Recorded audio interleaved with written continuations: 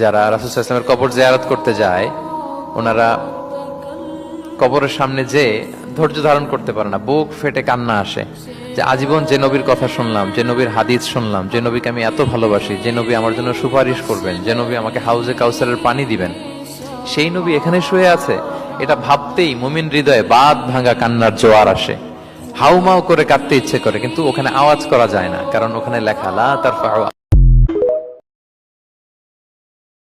যারা রাসূল সাল্লাল্লাহু আলাইহি ওয়াসাল্লামের কবর জিয়ারত করতে যায়, ওনারা কবরের সামনে যে ধৈর্য ধারণ করতে পারে না, বুক ফেটে কান্না আসে যে আজীবন যে নবীর কথা শুনলাম, যে নবীর হাদিস শুনলাম, যে নবীকে আমি এত ভালোবাসি, যে নবী আমার জন্য সুপারিশ করবেন, যে নবী আমাকে হাউজে কাউসারের পানি দিবেন, সেই নবী এখানে শুয়ে আছে।